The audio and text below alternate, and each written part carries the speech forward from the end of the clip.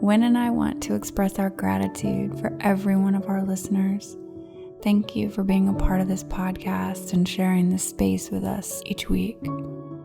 We are now offering an opportunity to work with Wyn or myself individually in a deeper look towards what's true about life and who you really are. If you'd like to know more, email me or Wyn for more details. In a 3-day dive under the noise, anything is possible. Let's find out.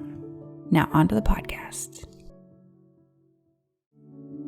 Welcome. This podcast is an exploration into being human and what's possible when there's less attention on the noise in our heads. Warning. While listening to this broadcast, you may experience moments of deep peace, sighs of relief, personal insights, or long stretches of dead air. Do not be afraid. This is normal. Under the Noise with Wyn Morgan and Kate Roberts. Welcome to Under the Noise. I'm Kate Roberts, and I'm here with my co-host, Wyn Morgan. Hi, Wyn. Hello, Kate. How are you doing? I'm doing well. How are you? I am well, thanks very much. But truth be known, I'm a little bit self-conscious. You are. I am, for a reason that you know. I got a new laptop. And my new laptop, one reason for getting it, has a better webcam. But the downside of a good webcam is it really shows up flaws. So I saw myself on the big screen just to test that it was working and everything. And I went, what happened? So if you're on YouTube, I'm sorry. And if you're on audio, I'm really pleased. That's how I'm feeling right now. Well, so we got an email from a listener that would love for us to chat about fear. Yeah. Mm. Yeah. And thanks for sending the question in about fear. It is one of those that I think, well, I've had a lot of experience of, but I'm pretty sure I ain't the only one to have experience of fear. It's a very common emotion that we have. It was also mentioned in the email. There was a book that came out, I don't know, maybe 30 years ago, possibly now. It's at least 20 anyway. I remember reading it back in about 2001, called Feel the Fear and Do It Anyway. I think Susan Jeffries. I think that's who wrote it. I remember at the time really enjoying it. Because at the time, what I thought was available to us and what I was up to in my work with people was to get them to have better thinking about things. So, have better thinking about fear, have better thinking about whatever the event is. But I'm pretty sure now I would see it a little differently. But as you and I know, the best thing for us to do sometimes is just riff in real time and see what we see about it right now. The other thing that I notice as well is there's a huge difference between fear and danger. And sometimes emotionally, I can't tell the difference, but there evidently is, because I don't know how many times I've been in genuine danger in my life. Very few. I've been scared a lot. So I think that's an interesting thing to notice, is that fear does not mean there is peril, but it feels like it is. So I think that's the first thing I'd want to share as it comes to mind right now, here in the summer of 2023. That's my most up-to-date and the best I've got so far, until you and I will explore a little deeper in the next half an hour or so.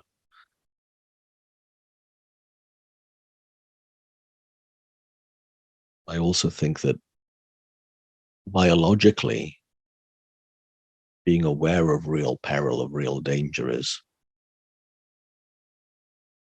an amazingly important attribute that we have that keeps us alive.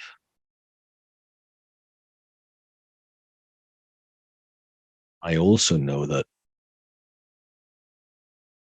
If we went back, I don't know, 5,000 years, we would have an awful lot more real danger, real peril on a daily basis than we do today. And I don't know if we've updated that inside.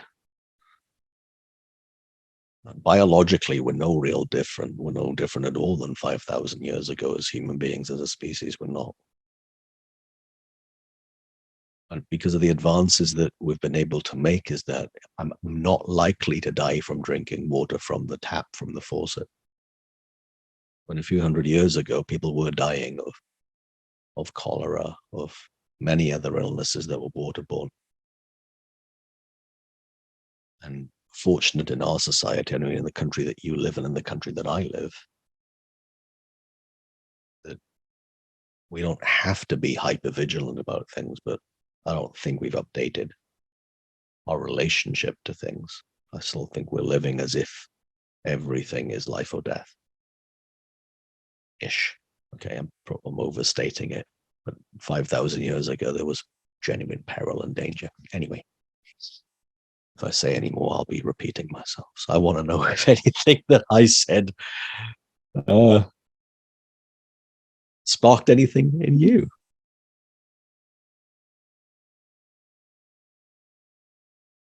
Well, a couple things. It brought up, even in the US, I've only lived in another country for a short time, so I don't even know if I could speak to that. But I started to think about, even in the US, the people that live with a certain amount of actual danger in their everyday lives. Like, I think battered women probably feel that way. That's an actual real danger for them in their lives, that they try to make it through each day that way. Or, of course, their children as well.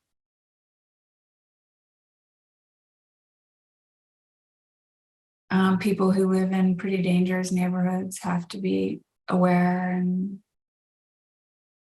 But then it occurred to me only really to talk from my own personal experience, because I can't talk to that. I haven't been in those situations really where I had to be aware of actual danger. But I love that I love how you separated the two, because that's a huge distinction. Now, whether our brains can tell the difference in any moment, right, is something else. But because I really think that the way that we live under these kind of high stress lifestyles, oftentimes I think the brain will respond in a way that it actually thinks it's in danger. Yeah.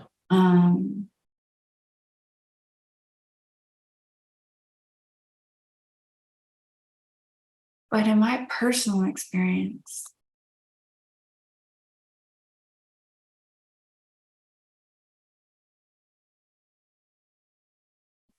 like scary situations like car accidents, I've been in a few that could have really turned out not well. I can remember this one time too, and this is kind of interesting. I remember walking down a street, like a city street, back to a hotel. And nobody was on the street except for this one person that was heading towards us while we were walking.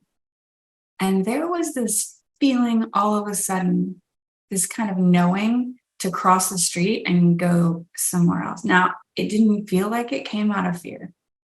I didn't feel scared. I felt like, oh no, we need to be over here now, and cross the street. But it still didn't feel like it came out of a fearful place. I don't typically do that. So that's kind of interesting because I don't know whether or not that could have been a real danger, but it didn't feel scary, like just like a knowing, like, I need to go over here,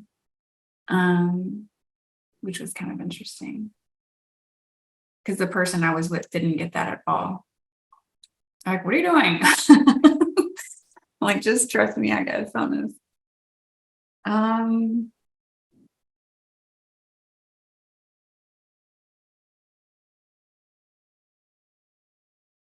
Man, there are things that definitely feel like I've reached the edge of my comfort zone on situations where I can feel it. Like, if I do this is really kind of edgy for me. Now, that doesn't have nothing to do with danger, but like my heart will raise. I might get a little, like, my palms are sweaty, and I can feel that I am.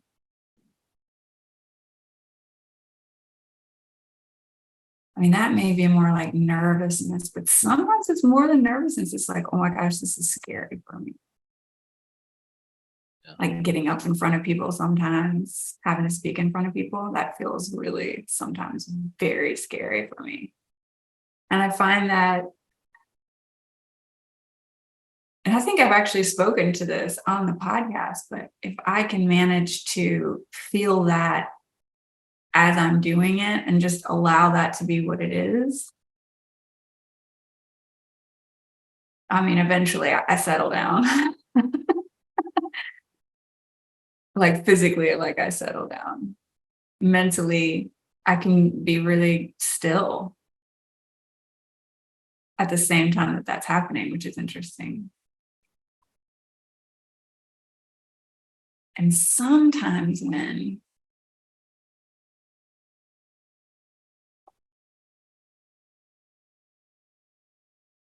there's this really cool place between fear and excitement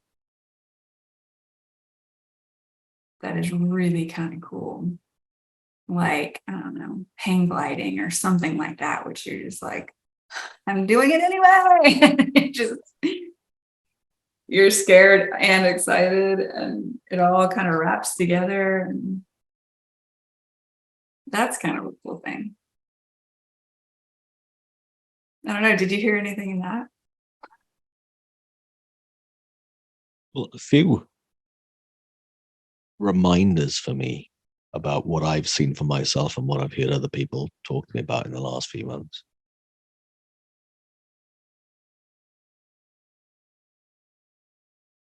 I do want to go back to, though, that situation that you found yourself in where instinctively you knew across the street. And I tend to think if there's genuine danger and peril, we have a real time response built in. I tend to think that.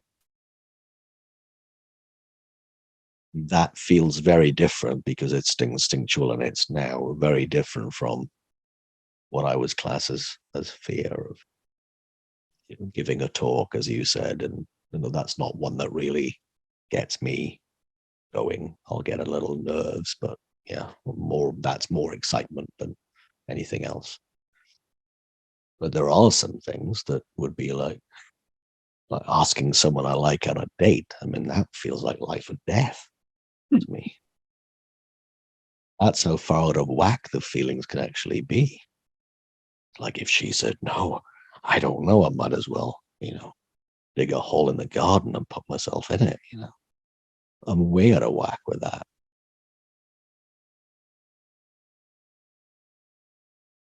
And it's the same thing that I hear, what you just said about giving a talk, giving a presentation. A lot of the time when people come to me for help in the business world, it is because they've got a big meeting or a big presentation to give. I was talking with somebody Friday about this. And they're quite senior in their organization, and they totally froze in giving a presentation because they thought they should know better now. As it turned out, when they said, I couldn't say a word, I was totally stuck. I think it might have lasted for 2 seconds. In their mind, I think it felt like 2 years. I'm pretty sure it was 2 seconds.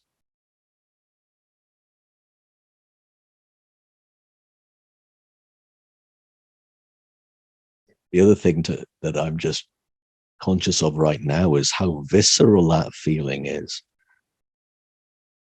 And it really makes it look like it is life or death.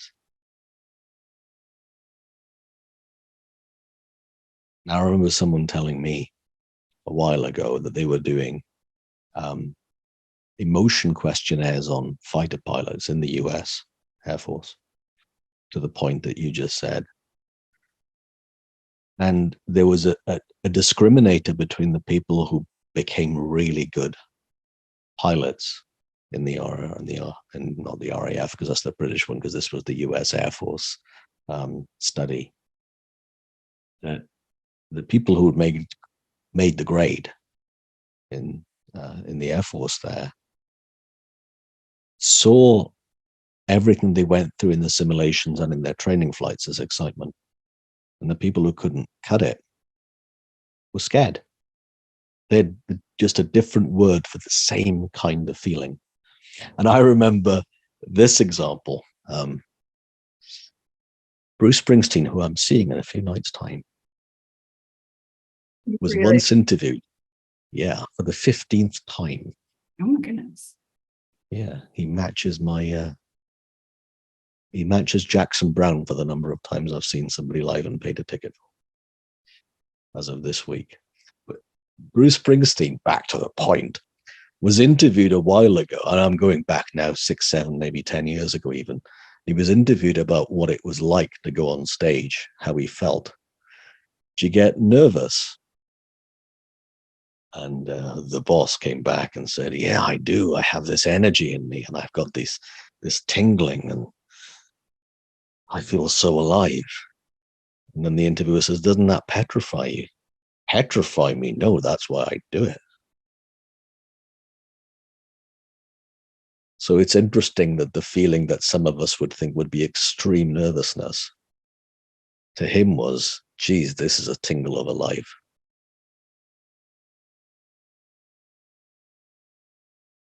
Now, that might just be a very clever reframe or anything, but it's interesting how the same emotion can have a very different inward story to what we make of that feeling.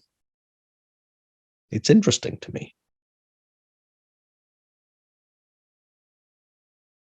Like a roller coaster. Yeah. It's funny because when am I scared of a roller coaster? When I'm getting close to the front of the line, and when the chick slow bit at the best top part. before it, yeah, that bit, right before it goes. There's when you're like, what did I do? Yeah, what did I do this for? Oh, this feeling. There's a ride in Alton Towers, one of the big theme parks here in the UK, called Oblivion. And I came out in about, I don't know, maybe 1996, 97, 98 or something like that. And the company I worked for at the time had a deal that for staff kind of incentive that they would close the park and only be for employees and family. So me and my brother, and I think either 2 or 3 of his, he had 3 kids at the time. Maybe 4, but the 4th one wasn't big enough to go. We went to Alton Towers, and this Oblivion ride had just been, I hadn't been on it before. I'd been to Alton Towers a few times, but I'd not been to this Oblivion ride. And it was the world's first vertical roller coaster with a vertical drop. GB face down.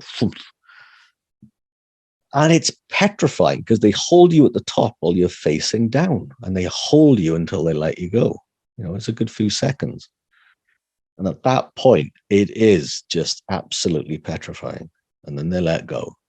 And me and my brother were in the front, screaming and then ran around straight after we got off it to go to the front again. Just for that feeling again. It's You know, that actually made me think of a story. A new ride had come out at this theme park near where I used to live. So it's like maybe 4 of us, and we've been in line for at least 45 minutes. Okay. So for 45 minutes, they're basically, the way that the ride goes is that it shoots out of the, however you call it, you know, where people get into the ride, right?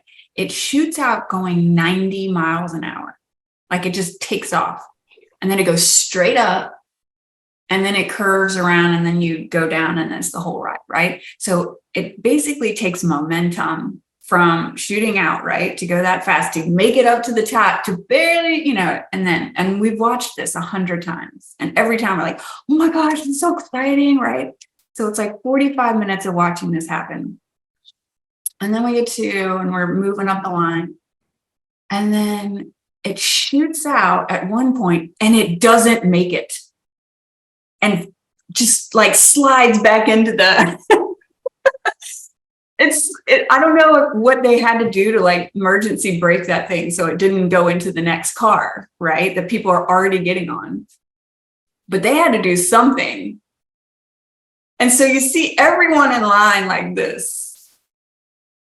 They're like, do we want to stay in line knowing this ride is broken? Okay, like even if they fix it, are we willing to really? So it's like this whole thing of like excitement, and then it got a little real. It's like broken. So what they do is they come out and they're like, oh yeah, we need to work on the ride. It was broken. And we decided to leave. Because we were like, I mean, we're not idiots. We're not going to get on a broken ride, right? And like die. So it's like this weird thing where it's like, we allow for that kind of excitement and fear. Yeah. And then now it's like, oh no, maybe that's a little too real. And maybe not as safe as we thought it was. But then we go to a ride that's probably been in existence for, I don't know, 30 years. And it's so rickety. Like it's an old ride. And you're like, is this thing going to fly off into the air when you're on it because it's so old and rickety? But there's something about, ooh, that's the danger. And so there's this interesting thing that we do to justify our actions. So it's like if it falls within this certain amount of danger, that's okay. And it's okay to feel this way. And you're allowing the fear. But then there's another story where, I don't know, it's all inside our heads. Yeah. What fear is allowed? Like what kind of danger is allowed in our lives? And you talking to somebody like and asking them for a date is really like your edge. And then, but you have no problem talking to somebody else and pitching them like a coaching package, yeah, which is really scary for other people. It's like this amazing thing that we do that creates our experience and we don't even know that we're doing. Yeah. And that's why I love the fact that these conversations always seem to come back to the nature of whatever it is. So we just did one on suffering, right? And say we're doing one on fear and the nature of fear. But when we create it, when you could almost walk into it like a wall because it's that solid. When we decide this is the fear that I don't want to feel in this situation, it can feel so solid. Till it doesn't.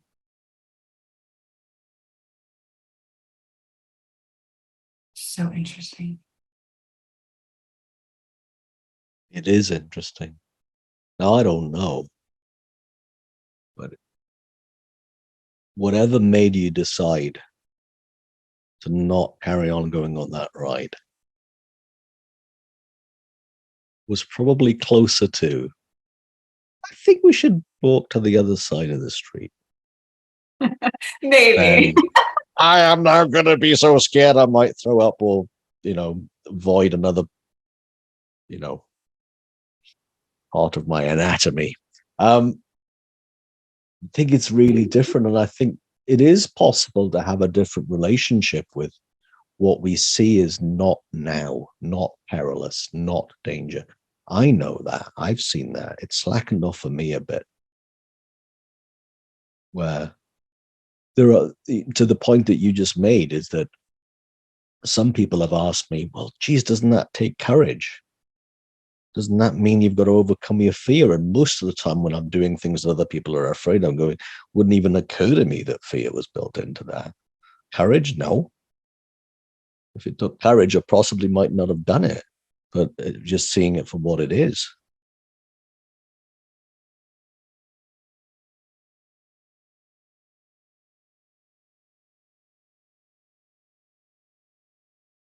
It's interesting, isn't it? So I think my invitation for you listening to this, with a bit of perspective, is to just take a look for you and notice, when have you been scared, been afraid, and there's been no current peril nor danger? And maybe where there has been real time nowness in the peril or danger,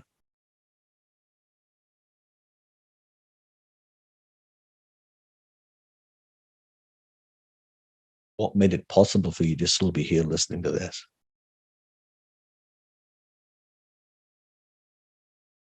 That's just an interesting point to ponder.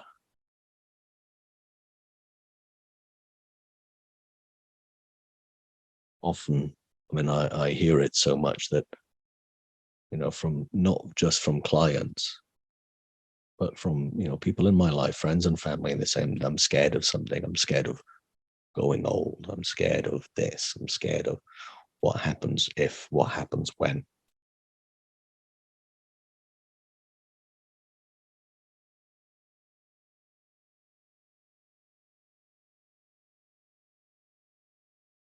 And it feels like that's another example of borrowing a future feeling, hoping that feeling it now might make it less painful then, or that we are more prepared for it. And it's just not true. We can't, pay that forward. I'll feel it now, so I don't have to feel it later. That's just not how it works. And I do know that we tend to, one event of life at a time, deal with things far better than I give myself credit for still.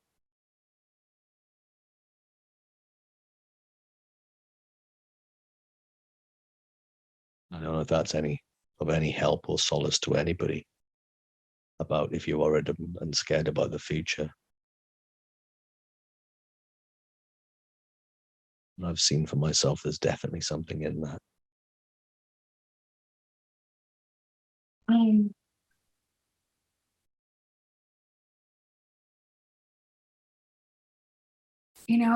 I've listened to a podcast of somebody else that is kind of in the three principles world.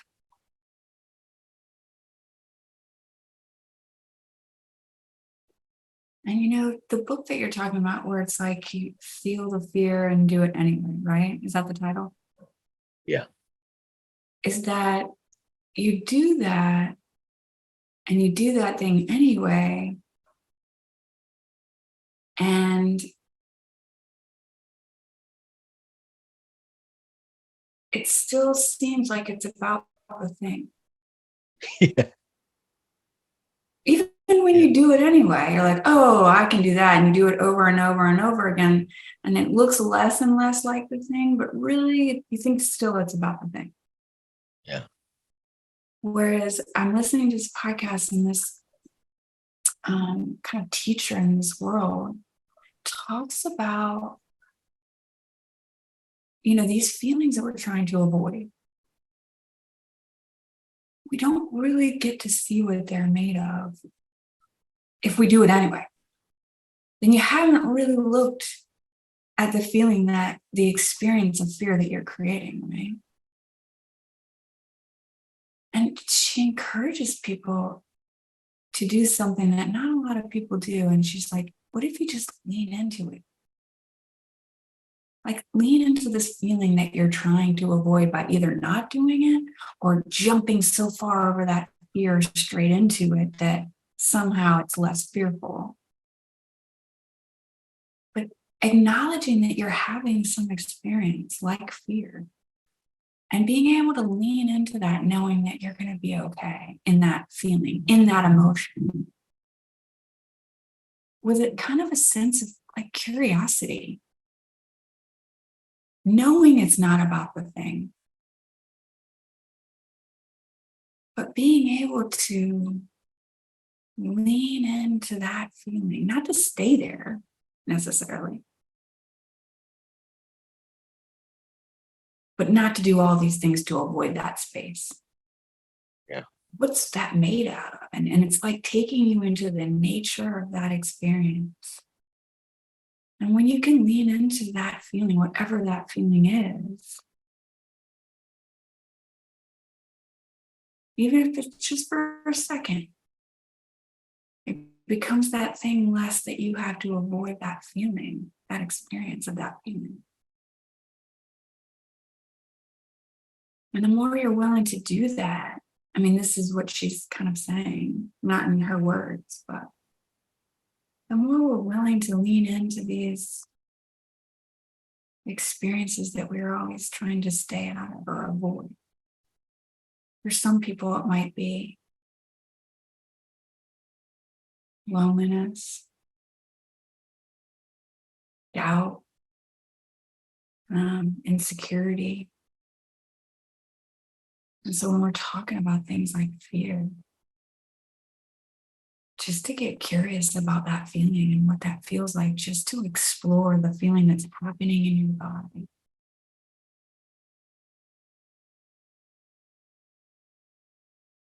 And get curious about it. Put on your lab coat like one of our guests talked about, and get curious about it. I love that. It's a great reminder of being curious of the feeling, not of the event, because the event is not the cause. Can't be. Because if it was the event, then we'd be feeling it now, and that would be real danger and peril. And if you would not be listening to a podcast. Right. Well, and even if you were doing that, you feel the fear and do it anyway, it's just going to be something else. Right. It's pointing in the wrong direction. Yeah. Rather than the nature of fear and our experience in this life. I love that. The nature of any feeling. Yeah. Yeah. Very cool. Yeah. Thanks, Wyn. Thank you. And thanks for listening to today's episode around fear. Thank you, Kate. And all our information is after this in the outro, pre-recorded by Kate, and wherever you found this podcast. And we wish you a really great week. Goodbye. Thanks for joining us. We'd love for you to subscribe, rate, and review. If you have a topic or question that you'd like us to chat about, email Wyn or Kate at wyn@winning.co.uk and Kate at katerobertscoaching.com. Until then, enjoy what's possible under the noise.